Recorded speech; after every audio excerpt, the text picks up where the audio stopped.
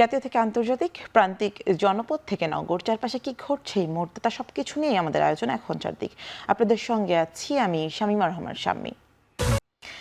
BNP চেয়ারপারসনের উপদেষ্টা জয়নুল আবেদিন ফারুক বলেছেন, নিরপেক্ষ নির্বাচন দিতে বেশি সংস্কার দরকার নেই, জনগণ 40 টাকার চাল পাবে এমন সংস্কার প্রয়োজন। সকালে জাতীয়তাবাদী সাংস্কৃতিক দল আয়োজিত নাগরিক সমাবেশে কথা বলেন তিনি। এ সময় জুলাই ঘোষণাপত্রে স্বৈরাচারের বিরুদ্ধে বিএনপির দীর্ঘ আন্দোলন অন্তর্ভুক্ত করার আহ্বান জানান জয়নুল আবেদিন ফারুক। যেই দলের হোক, যেই মতের হোক, এখন তো আওয়ামী লীগ নাই, তাহলে কারা, কার ইঙ্গিতে, কিসের আলামত এখনো 80 টাকা চাল কিনতে হয়? এখনো 25 সালের মতো একটি নির্বাচন করতে এত সংস্কারের দরকার নাই। দক্ষ চিকিৎসক তৈরিতে দুর্বল মেডিকেলকে সবল মেডিকেলের সঙ্গে একীভূত করার পরিকল্পনা করছে সরকার। সকালে মেডিকেল ভর্তি পরীক্ষায় ঢাকার রেসিডেন্সিয়াল কলেজ কেন্দ্রে পরিদর্শন শেষে এ কথা জানান স্বাস্থ্য উপদেষ্টা নূরজাহান বেগম। একই সাথে মেডিকেল কলেজে স্বচ্ছ প্রক্রিয়ায় মানসম্মত শিক্ষকের নিয়োগ বাড়ানোর কথাও জানান তিনি। সবার ভর্তি পরীক্ষায় সরকারি মেডিকেলে 5380টি আসনের বিপরীতে আবেদন করেন 1,35,261 শিক্ষার্থী। দেশের 19টি কেন্দ্রের একাধিক ভেন্যুতে ভর্তি পরীক্ষা অনুষ্ঠিত হয়েছে। পরীক্ষার্থীরা বলেন, মানসম্মত প্রশ্ন হওয়ায় সন্তুষ্ট তারা। সাধারণ জ্ঞান অংশে শহীদ আবু সাইদকে নিয়ে প্রশ্ন ছিল বলেও জানান তারা।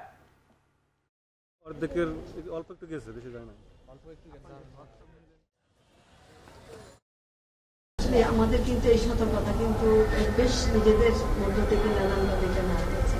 ওরা আমার পাশেই আছেন, তারা একেবারে চেষ্টা করেছেন কিভাবে এগুলো নিয়ে কোথাও কোনোভাবে কোনো কিছু যেন প্রকাশ না, তাতে সর্বোচ্চ সতর্কতা তারা নিয়েছে। যেটা আপনার গতকাল পত্রিকায় দেখেছেন, এটা একটা বাংলার জিনিস বলেছে, কিন্তু এটা তো সরকারকে দেখা এগুলো হতে পারে। মানুষ ইনকামের জন্য কত কিছুই করে, এখানে একটা পয়সা বানানোর চেষ্টা করেছে, কিন্তু ধরা পড়ে গেছে। অবকাঠামো উন্নয়নের নামে প্রকৃতিকে নষ্ট না করার আহ্বান জানিয়েছেন পরিবেশ, বন ও জলবায়ু পরিবর্তন বিষয়ক উপদেষ্টা সৈয়দ রেজওয়ানা হাসান। সকালে রাজধানীর নটরডেম কলেজে আয়োজিত 15তম জাতীয় প্রকৃতি সম্মেলনে এ কথা বলেন তিনি। We talk about environment, we have to remember few things. One is, environment is not only about rights of people, it's about rights of lives that cannot speak for themselves. So we have to be ecocentric in our approach and not anthropocentric. We have to put nature at the center and not development at the center, and then tailor cut nature. You can't tailor cut nature. Nature has its own rule to follow. Gopalganj ও চট্টগ্রামের মিরসরাইয়ে আলাদা সড়ক দুর্ঘটনায় 6 জন নিহত হয়েছেন। সকাল 6টার দিকে গোপালগঞ্জের কাশিয়ানীতে ঢাকা খুলনা মহাসড়কের হিরণ্যকান্দি এলাকায় বাস চাপায় 3 মোটরসাইকেলের আরোহী মারা যান। নিহতরা হলেন দীপু দাস, বিশাল নাগ ও হৃদয় মৃধা। নিহতদের সবার বাড়ি কাশিয়ানীর পোনাকাদির পাড়া গ্রামে। পুলিশ জানায়, ঢাকা থেকে খুলনাগামী একটি বাস হিরণ্যকান্দি এলাকায় শাম্পান রেস্টুরেন্টের সামনে এলে মোটরসাইকেলটিকে চাপা দেয়া হয়। এতে ঘটনাস্থলেই মোটরসাইকেলের চালক সহ অন্য 2 আরোহীর মৃত্যু হয়। এদিকে চট্টগ্রামের মিরসরাইয়ে গাড়ির ধাক্কায় 3 মোটরসাইকেলের আরোহী নিহত হয়েছেন। গতকাল রাত 2:30টার দিকে ঢাকা চট্টগ্রাম মহাসড়কের মিরসরাইয়ের সুফিয়া রোড এলাকায় এই দুর্ঘটনা ঘটে। চালের বাজারের অস্থিরতা যেন কমছেই না। আমনের ভরা মৌসুমেও অস্থির চালের বাজার। শীতের পিঠাপুলির অন্যতম উপলক্ষ গুড়ের দামও বেশি। শুক্রবার কারওয়ান বাজার ঘুরে দেখা যায় চাল ও তেলের দামের ঊর্ধ্বগতি। আতপ চাল মানভেদে বিক্রি হচ্ছে 52 থেকে 84 টাকায়, বাসমতি 96 টাকা, কাটারি নাজির 84 টাকা। সে সাথে চিনিগুড়া 126 থেকে 128 টাকা। মিনিকেট মানভেদে 72 থেকে 80 টাকা। শীতের অন্যতম উপলক্ষ আতপ চালের সাথে পাল্লা দিয়ে দাম বাড়ছে খেজুরের গুড়ের। মানভেদে বিক্রি হচ্ছে 180 থেকে 230 টাকার বেশি দামে। খেজুরের পাট্টা গুড় 300, আখের বাটালি গুড় 140 এবং আখের ঝোলা বিক্রি হচ্ছে 140 টাকা করে। তবে বাজারে শীতের সবজি পর্যাপ্ত থাকায় হাতের নাগালে মিলছে সবকিছু। এখন থেকে গুড়ের সিজন, সেই অনুযায়ী অনেক ভালো মান এটা। সরকারের যে রেট হয় সেই রেট অনুযায়ী অনেকটা বেশি হয়ে থাকে, যেটা আসলে খুব সাধারণ পাবলিকের ক্ষেত্রে খুব কষ্টকর সাধ্য হয়ে দাঁড়ায়। গুড় আশা করি ভালো হবে আর কি। গুড়ের দামও চড়া, সবই তো চড়া। চাল পর্যাপ্ত পরিমাণে আছে, শুধু দামটা বেশি। আর মিলাররা প্রতিদিন দাম বাড়াচ্ছে, দাম আমরা বাড়তি দিয়ে কিনতেছি, বাড়তি বিক্রি করতেছি। 51তম Aga Khan gold cup golf tournament 2025 ও কুর্মিটোলা গলফ কোর্সের উদ্বোধন করেছেন বিমান বাহিনীর প্রধান air chief marshal Hasan Mahmud খান।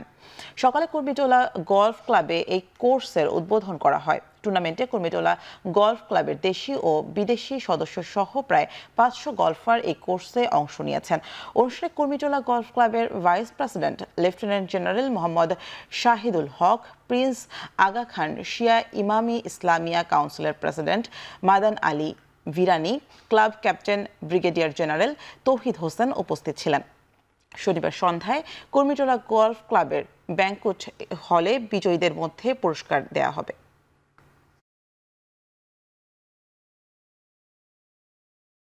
এবারে দেশের বাইরের খবর।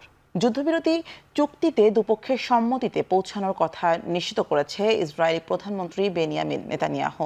চুক্তি অনুমোদনের বিষয়ে শুক্রবার ভোটাভুটি হবে ইসরায়েলি মন্ত্রিসভায়। যুদ্ধবিরতির অনুমোদন দেয়া হলে পদত্যাগ করবেন বলে ঘোষণা দিয়েছেন ডানপন্থী দুই মন্ত্রী। চুক্তির বিপক্ষে অবস্থান নিয়ে মহাসড়ক অবরোধ করে বিক্ষোভ করেছে কট্টর ইসরায়েলিরা। শেষ মুহূর্তের বাধা সত্ত্বেও রোববার থেকে যুদ্ধবিরতি চুক্তি বাস্তবায়িত হবে বলে আশা প্রকাশ করছেন মার্কিন পররাষ্ট্রমন্ত্রী অ্যান্টনি ব্লিংকেন। চুক্তি লঙ্ঘন না করতে নেতানিয়াহুকে পরামর্শ দিয়েছেন এরদোগান। চুক্তি লঙ্ঘন হলে ইসরায়েলের হামলার হুঁশিয়ারি দিয়েছে ইয়েমেনের হুতি বিদ্রোহী গোষ্ঠী। এদিকে গাজার যুদ্ধবিরতিতে সম্মত হবার পরেও আগ্রাসন চালিয়ে যাচ্ছে ইসরায়েল। যুদ্ধবিরতি কার্যকরের ঘোষণার পর থেকে ইসরায়েলি হামলায় নিহত কমপক্ষে 87 ফিলিস্তিনি। It's not exactly surprising that in a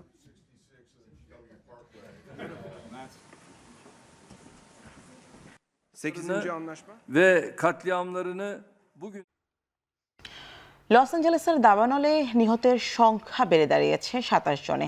এখনো নিখোঁজ কমপক্ষে 31 জন। বাতাসের গতি কমে আসায় হার্ট অঞ্চলে দাবানল শতভাগ নিয়ন্ত্রণে। এদিকে ইটেনে অর্ধেক ও 1/3 অঞ্চলের দাবানল নিয়ন্ত্রণে এসেছে দমকল বাহিনী। দাবানলের কারণে ভূমিধসের সংখ্যা বাড়ছে প্রতিনিয়ত। তাই আরও এক সপ্তাহ বাড়ি না ফিরতে বাসিন্দাদের অনুরোধ করেছে স্থানীয় কর্তৃপক্ষ। আগামী সপ্তাহে ঝড়ো হাওয়া সান্তা অ্যানা শুরুর পূর্বাভাস থাকায় বাড়ি ছাড়ার নির্দেশ দেওয়া হয়েছে 82,000 মানুষকে। আরও 90,000 বাসিন্দা রয়েছে সতর্কতার আওতায়।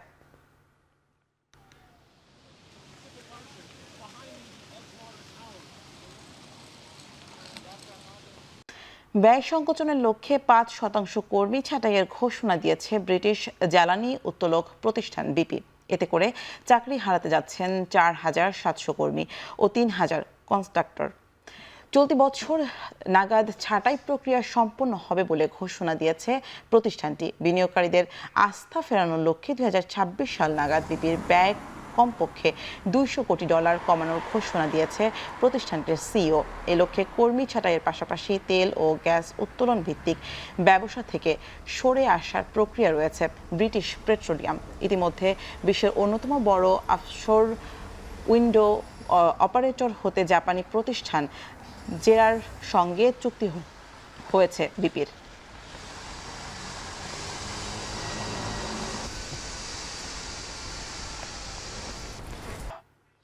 শেষ করছি এখন চারদিক। এখন টেলিভিশন ওয়েবসাইটে দেখতে ভিজিট করুন www.এখন.tv, ফেসবুকে দেখতে ভিজিট করুন facebook.com/tv.এখন এবং ইউটিউবে এখন টেলিভিশন দেখতে ভিজিট করুন youtube.com/c/এখন tv।